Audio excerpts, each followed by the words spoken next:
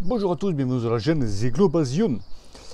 Alors aujourd'hui je vais essayer de répondre à quelques questions de la boîte aux questions. Vous savez que j'ai créé une petite boîte aux lettres, je préfère. En fait je me pose la question et je te réponds en vidéo. Alors je vais faire plusieurs vidéos bien entendu, mais t'inquiète pas, je répondrai à tout le monde. Alors on va commencer, donc j'ai pris mon ordi. Alors une question de Paul Claire. Comment éviter le douleur de la nuque et quel muscle y est relié pour pouvoir le renforcer? Douleur récurrente après une sortie longue avec une position aéro. Merci d'avance. Alors Paul Claire, je pense qu'en fait tu as un problème au niveau de ta posture sur le vélo.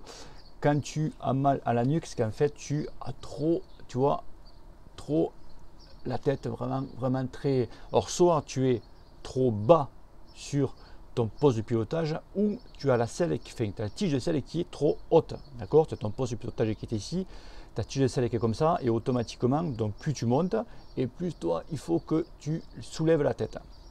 Alors il y en a qui ont fait pas mal d'études posturales et pour eux ils sont vraiment carrés et tout. Alors l'étude posturale ça t'aide vraiment à tout dégrossir, mais des fois il faut varier un petit peu de quelques millimètres, tu vois, parce qu'ils ne savent pas si tu es plus souple au niveau de, voilà, de la nuque, etc., etc.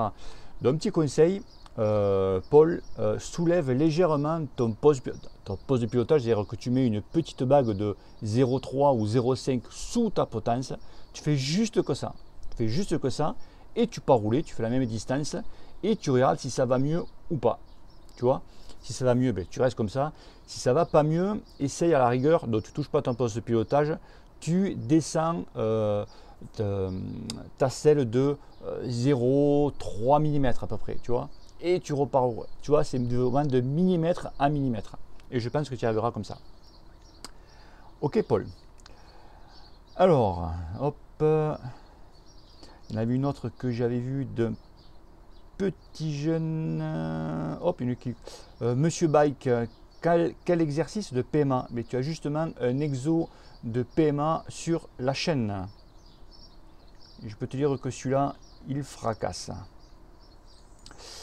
IHZBC, qui va gagner le tour? Bon, je fais vite là. Là, pour moi, c'est Chris Froome. Il va nous la mettre profond celui-là.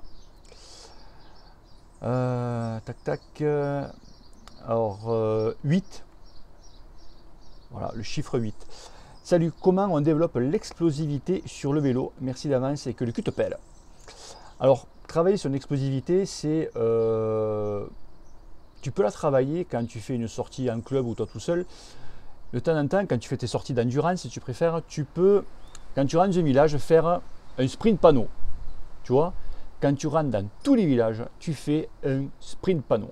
Si tu n'as pas de village, que tu habites dans le trou du cul du monde, parce que je ne sais pas où tu habites, garçon, quand tu fais tes sorties, toutes les 20 minutes, tu te fais une petite salle de sprint, tu vois, tu te fais un sprint de 20 secondes et tu fais une récup de 2 minutes, tu refais un sprint de 20 secondes ou 10 ou 30 comme tu veux, et tu vois, tu fais ça 5 fois, 10 fois, et après, tu rentres tranquille. Après, l'explosivité, voilà, c'est... est-ce que c'est un peu... Ta question est un petit peu obtus, comme on dit. C'est que l'explosivité, c'est que tu n'arrives pas à garder le rythme, c'est-à-dire que tu as subi une attaque et tu n'arrives pas à garder cette attaque. Donc, tu n'es pas assez explosif, tu vois, tu n'as pas de suite, tu n'as pas... t'arrives, bam, tu n'as pas réagi assez vite. Tu vois, la question est un peu, mais je te dis, tu travailles comme ça, les panneaux où tu fais les salves de sprint, assez rude, hein, c'est-à-dire que tu sais tout à droite, hein, d'accord, c'est pas... Tu mets tout à droite et tu mets une mine, hein, et tu verras qu'à force, tu arriveras. Mais bon, c'est un peu... C'est délicat, hein, travailler sur l'explosivité. Il faut faire que des sprints. Voilà, des petits sprints. Alors, Julien Bétail, comment garder sa puissance quand on perd du poids en faisant une diète? Alors celui-là, j'ai été un petit peu confronté il n'y a pas très longtemps, j'ai perdu du poids trop vite et ce qu'il m'a fallu, j'ai perdu du muscle. En fait, il faut que tu travailles, donc déjà, il faut que tu prennes, donc quand tu fais tes sorties, donc en faisant, un régime, je préfère, c'est ça, hein, ce que j'ai compris. Il faut que tu prennes des BCAA, tu sais, des acides aminés. Je te ferai pas un coup là-dessus, tu en as, mais alors à foison sur YouTube, tu vois. Tu prends des BCAA, ce que je prends, tu prends des BCAA. Il faut que tu prennes à fond des protéines, parce que les protéines, pensez, c'est ce qui t'évite à perdre de plus en plus de muscles. Ensuite, donc beaucoup privilégier les travails de force. Moi, garçon, il faut que tu travailles beaucoup là. Sur le vélo, je te parle. Donc la force. Et bien sûr, travailler la vélocité. Donc tu fais des travails de puissance, c'est-à-dire que tu te mets à 90 tours niveau de pédalier, ne pas dépasser 80% de ta VC max. Et tu pars rouler comme ça, tu fais des petits salles de sprint. Et après, de temps en temps, quand tu fais une sortie endurance, pendant 20 minutes, 30 minutes, une demi-heure, tu vas faire du travail de force. C'est-à-dire que tu vas te mettre à maximum 60 tours de pédale, d'accord? Ne pas dépasser 80% de ta FC max. Et ça, tu fais ça 5 minutes. Après, tu fais 5 minutes de récup, 5 minutes de récup, etc., etc. Tu fais ça 10 fois ou 15 fois. Voilà. Juste manière pour vraiment faire travailler vraiment ta force. Parce que tu perds du muscle. Donc, automatiquement, tu perds du muscle, tu perds la puissance, etc., etc. Ok, garçon. Allez, next. Alors, j'avais eu un petit jeune. C'était Étienne Rouche. Est-ce que faire des sorties de 5-6 heures sont déconseillées avant 16 et 17 ans? Alors, moi, je te dirais franchement 16-17 parce que tu es en pleine croissance, c'est ça. Moi, je dis non. Tu peux en faire. Sauf qu'il ne faut pas, parce qu'à cet âge-là, voilà, tu n'es pas développé, tu n'as pas tout, voilà, tu es en pleine croissance. Et le problème des jeunes, il y en a beaucoup dans les écoles de cyclisme, souvent les entraîneurs vous font travailler en pignon fixe, et ouais, pour travailler ta force, ta puissance. Alors c'est bien, hein, tu as du bon rendement, tu as des résultats grâce à ça, sauf que quand tu arrives à 40 piges, souvent, il y en a sûrement qui vont se reconnaître, 40-45 piges, tu vois, les mecs, ils ont les muscles, les tendons détruits, le mec, il ne peut pas faire attention si il se tord le genou, ou les chevilles, tout ça, parce que tu as tellement fracassé tes tendons, tes muscles, etc., que tu n'as pas pu les reconstruire tellement que tu les as tués, et bien plus tard, tu auras des gros problèmes. Mais par contre, faire des sorties de 5-6 heures, style en endurance, tu peux forcer un petit chouïa, tu vois, mais pas faire des sorties de... moi j'en connais des mecs, ils ont fait des sorties de 2 heures, ils ont fait que de la force. Pendant 2 heures. Des gamins de 15 ans. Non mais, t'es fada ou quoi? C'est sérieux. Hein. Donc oui, tu peux faire... c'est 17 ans, le cardio qu'il faut. Hein. Mais c'est surtout au niveau musculaire. Faire très attention à ça. Ok, non mais il n'y a pas de souci. Il n'y a pas de souci, tiens. Tu as le temps de poser quelques petites mines, hein, ça fait de mal à personne. Hein. Alors, qu'est-ce que... Girardo Sylvain, y a-t-il une fréquence de pédalage idéale et peut-on s'en améliorer? Alors la fréquence de pédalage idéale, c'est en fait, alors tout le monde te dit c'est 90 tours, donc la fréquence de pédalage idéale, c'est la tienne, d'accord? Tu as des mecs qui savent très bien pédaler tout en force à 80-90 tours. Moi j'en connais, les mecs qui sont tout le temps à 90 tours en force. Tu dis putain, tout le temps. D'autres pour eux c'est 100, d'autres c'est 110. La fruminette, hein, c'est 100, 110. Hein, donc ok. Donc ça, il n'y a pas de...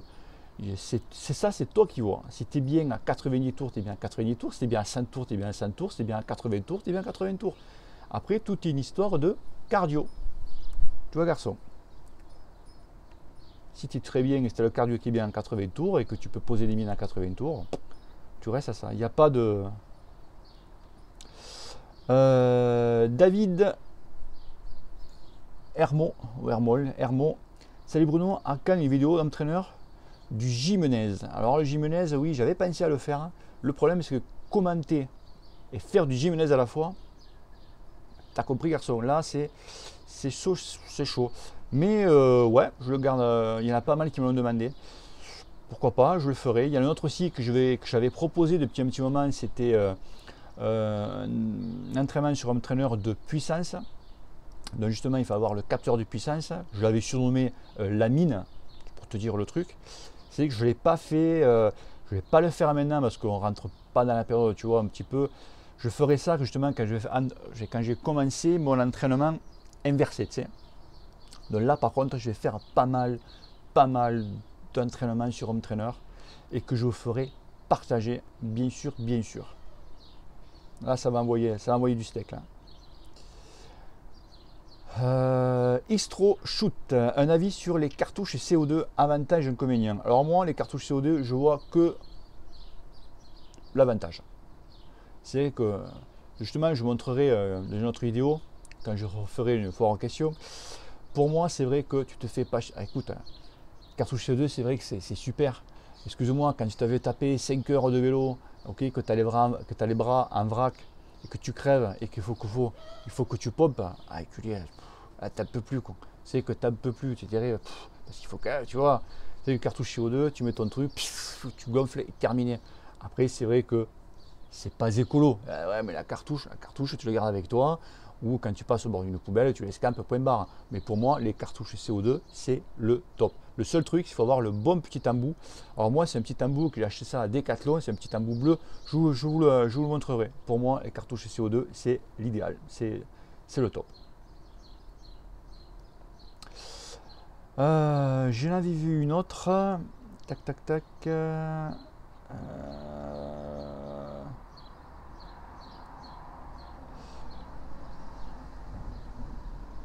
Ah oui, donc c'est Sébastien de Sainte de Marréville.